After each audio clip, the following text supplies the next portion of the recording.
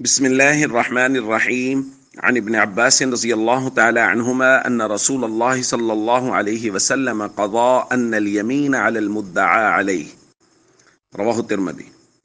ابن عباس رضی اللہ تعالیٰ عنہما بیان فرماتے ہیں کہ نبی کریم صلی اللہ علیہ وسلم نے یہ فیصلہ کیا کہ قسم مدعا علیہ کی ذمہ داری ہے۔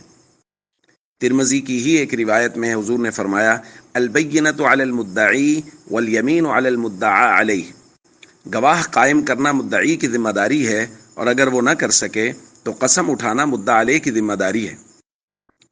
دوستو، ہم قسم کے متعلق احکام اور آداب بیان کر رہے ہیں۔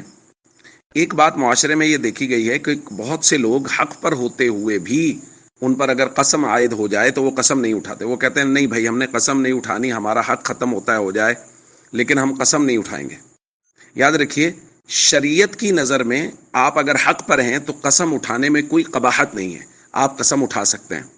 مثال کے طور پہ ایک آدمی نے زید پر یہ دعویٰ کر دیا کہ زید نے میرا 1,00,000 روپے دینا ہے۔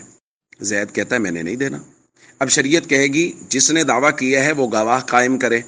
اب ظاہر ہے جس نے 1,00,000 روپے کا دعویٰ کیا اس کے پاس گواہ نہیں ہے، جھوٹا دعویٰ ہے۔ اب قسم آئے گی زید پر کہ زید آپ قسم اٹھائیے کہ آپ نے اس کا 1,00,000 روپے نہیں دینا۔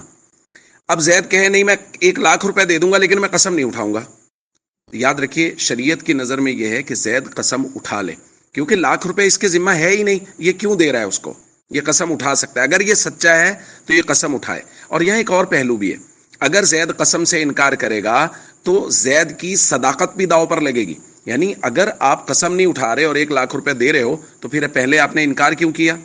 آپ پہلے انکار کر رہے تھے میں نے نہیں دینا، اب آپ پر جب قسم آئی ہے تو آپ نے کہا ٹھیک ہے میں قسم نہیں اٹھاتا لیکن میں 1,00,000 روپے دیتا ہوں، تو اس سے دو نقصان ہوئے۔ ایک تو آپ پر جو 1,00,000 آپ پر لاگو نہیں تھا، آپ کی ذمہ داری نہیں تھی، وہ آپ نے لیا ہی نہیں تھا، ایک تو وہ دینا پڑا، اور دوسرا آپ کے بارے میں یہ رائے بھی لوگوں میں قائم ہو گئی کہ زید پہلے جھوٹ بول رہا تھا، اب جب قسم اٹھانے کی باری آئی تو زید نے قسم سے انکار کر کے 1,00,000 روپے دے دیا۔ اس لیے شریعت کی نظر میں اگر آپ سچے ہیں تو قسم اٹھانے میں کوئی مسئلہ نہیں ہے، آپ قسم اٹھا سکتے ہیں۔ سچی قسم اٹھائیے، اللہ کے نام کی قسم اٹھائیے، تو شریعت کی نظر میں کوئی قباحت نہیں ہے۔